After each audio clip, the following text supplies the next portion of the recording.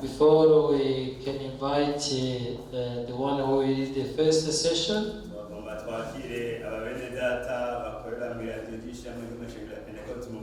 we wanted to receive our brother, journalist for the Pentecostal Movement Radio. We will receive you. May God bless you.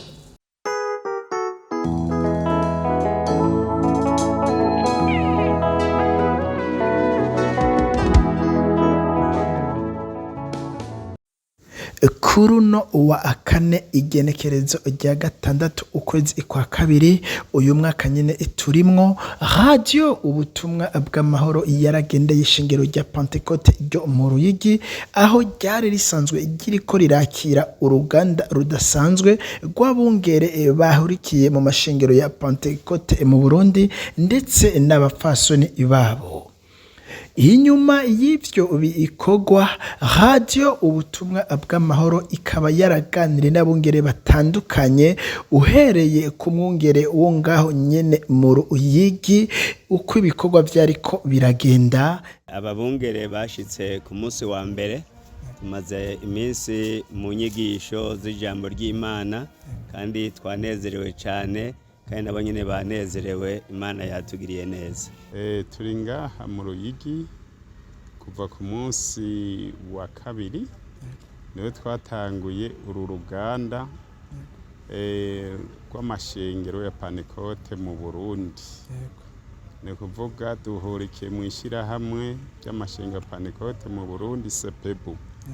Hanyuma turi mu gikorwa cyo kunagurwa guhugurwa, turiko turigishwa bijanye n'ubumwe bw'amashengero, uburongozi, kandi tukaba dufise n'igikorwa cyo kwigira hamwe ingene twotwara ubutumwa bwiza mu bindi bihugu byo hanze. Twashitse hano ku munsi wa mbere ariko dufise intumbero yo kuba mu ruganda rwari rusanzwe tekanirijwe abungere barongoye amashengero ya Pentecote hano mu Burundi.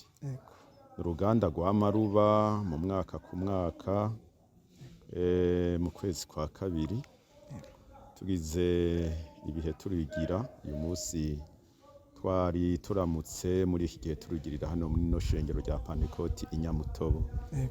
Urwo ruganda rero nk'uko bisanzwe nurudufasha gukarishanya kungurana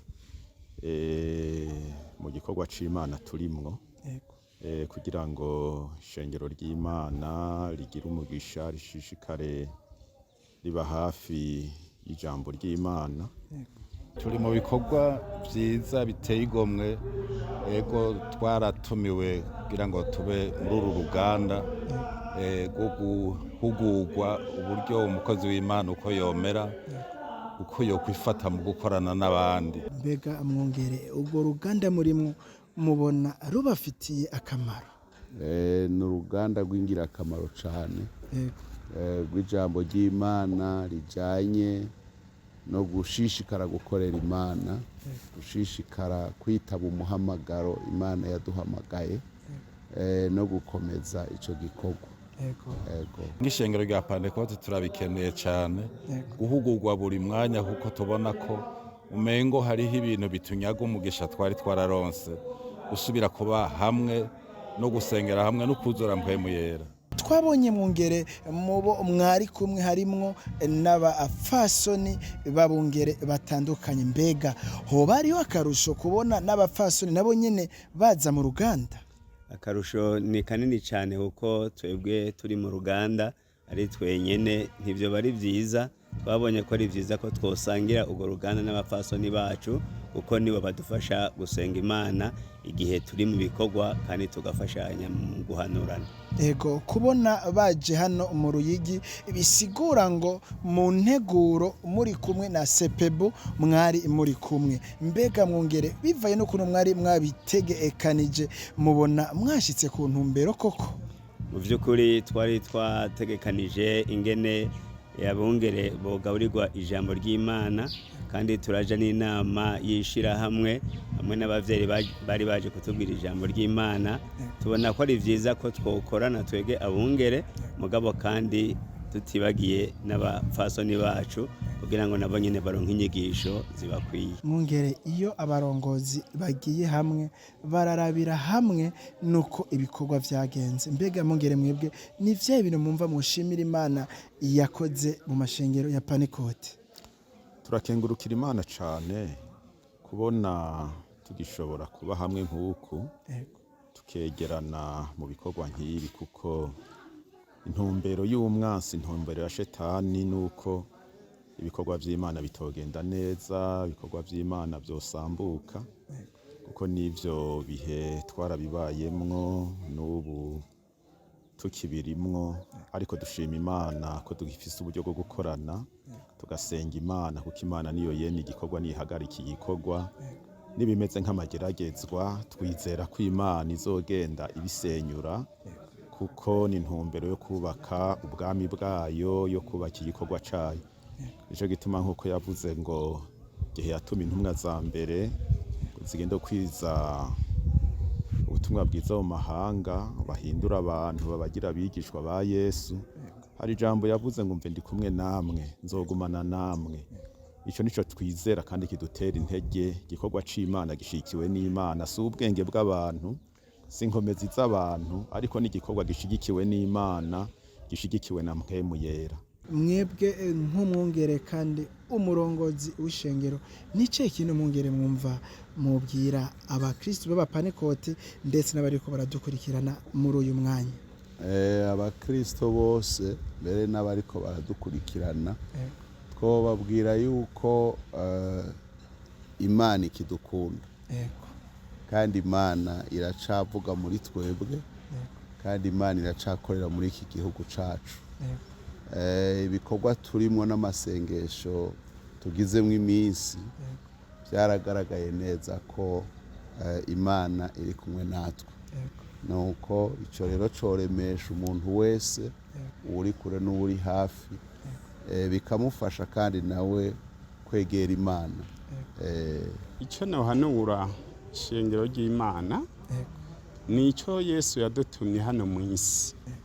Yesu yadutumye gukwiza ubutumwa bwiza mu baremwe bose, kuko Yesu yavuze ngo muri umuco w'isi. None rero mu gihe turi umuco, dutegerezwa kuja hamwe tukaba umwe, tukaba umwe mu gikorwa cyo gukwiza ubutumwa bwiza. Twifuza rero yuko umuntu wese wo mu ishengero rya Pentecote yokumva neza ko turi ngaha mu isi kubera igikorwa Yesu yadutumye. Nico gituma rero umuntu wese yihanye, yakiriye agakiza, akeneye kuba umuco, hanyuma rero agaca kwiza ubutumwa bwiza mu gihugu ku bantu bose bataramenya ivya Yesu. N'umunyamabanga mukuru w'ishirahamwe ry'amashengero ya Pentecote mu Burundi CPBU, nawe akaba yaratuganiriye ibitari bike vyari mu nteguro y'ugo ruganda. Twari turi muri seminari canke uruganda rwama rutegurirwa abungere b'amashengero ya Pentecote mu Burundi kabiri mu mwaka, mu kwezi kwa kabiri, mu kwezi k'umunani. Kuva rero tariki 4 gushika uno munsi wa kane niho twari turi mu ruganda nk'uko mwashoboye kubibona, aho abungere b'amashengero bari bitavye runo ruganda bazanye n'abafasoni babo. Vyabaye ibihe vyiza rero vyo gusenga Imana, ibihe vyiza vyo kuba mu nyigisho ziberekeye, kandi ibihe vyiza vyo gushishikara imbono yo gukorera Imana. Mbega Pastor, kubona mwari kumwe n'abafasoni hoba hari ico mbega vyungura? Arico vyungura kinini, kuko burya umuryango ni ikintu gihambaye. Burya umukozi w'Imana akora neza igikorwa c'Imana kubera ashigikiwe. Rero murabizi yuko Bibiliya ivuga yuko ajya umugabo n'umugore aba ari umuntu umwe gusa. Ukuvuga rero kubona n'abafasoni bashoboye kuronka umwanya wabo w'amasengesho bakaza gushigikira igikorwa c'Imana, byabaye ibintu vyiza cyane, kandi twabonye ko byabanezereye. Kandi turashima ko Mpwemu w'Imana yavugiye mu mitima y'abakozi b'Imana, ugasanga message zagiye ziraboneka zari message zikomeye cyane kandi zivuye mu ijuru. Umuntu ariko aragira integuro y'ibikorwa haragera ahantu bisozereye akaraba ukuntu vyoba vyagenze. Mbega pasi mubona muba mwashitse kwihangiro mwari mwihaye mukire mu nteguro y'ibi bikorwa vy'uruganda? Ihangiro twari twihaye canke isengesho twashize imbere y'Imana twifuza ko byogenda neza, turashimira Imana ko byagenze neza. Tuvuga yuko icyifuzo iyo gishitse kinezera umutima, twaranezereje cyane n'uruganda n'inyigisho zatanzwe. Mwabonye ko twari kumwe n'abashitsi bacu kuva mu gihugu ca Sweden batuvyagije ubutumwa bwiza, twari kumwe kandi n'abashitsi kuva mu gihugu ca Finland abo nyine murazi ko bari mu batuvyagije ubutumwa bwiza, kandi twari kumwe n'abashitsi bavuye Tanzania igihugu duhana imbibe. Byagenze neza rero, turashima Imana cyane, icubahiro kigarukeko. Yego Pastor, iyo abarongozi bari hamwe bararabira hamwe n'ibikorwa uko biba byagenze. Mbega Pastor, mweho muri Sepebo mu mashengero ya Pentecote ni vyaye ibintu mushimira Imana yakoze muri uyu mwaka urangiye ndetse no iriko irakora mugereje kurabira hamwe?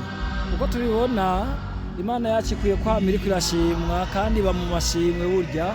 Turasaba yuko abarundi twokwama dushima Imana. Urumva umwaka wa 2024 waraye urangiye, utusa mbere n'abatanguye wa 2025 turi mu kwezi kwa kabiri mu ntango. Turashima Imana yo kubikorwa byose byakoretse. By'umwihariko turashimira Imana ku mashengero ya Pentecote mu Burundi, ishengero ry'Imana riri amahoro. Hari abagerageje kuritera umudurumbanyo, ariko turashima Imana aho amashengero yose ari amahoro, kandi natwe twese nk'abakozi bato bishengera ishengero n'irya Kristo ko tubona ko ibikozi kwa bibandanije.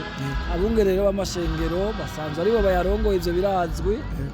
Bari hamwe kugira ngo barabe ingene aboshishikara igikorwa c'Imana ntibigarukire mu Burundi gusa, ariko n'ahandi hose ubutumwa bwiza butarashika aho byokunda mu buryo ubu n'ubundi, hamwe no gusenga Imana ubutumwa bwiza bukagenda no mu mahanga nk'uko umwami wacu Yesu Kristo yabidutegetse ko tuzoshishikara kubikora gushika agarutse. Ego Pastor, reka ndabashimire ku mwanya muduhaye nka radio ubutumwa bw'amahoro. Nizera Pastor ko twarondeye ikiriye Pastor muzotwitaba nk'utubona mwabikoze. Ego turabashimiye namwe, Imana ibahezagire, mushishikare iki gikorwa ciza cyo kuvuga inkuru ziza z'ubwami.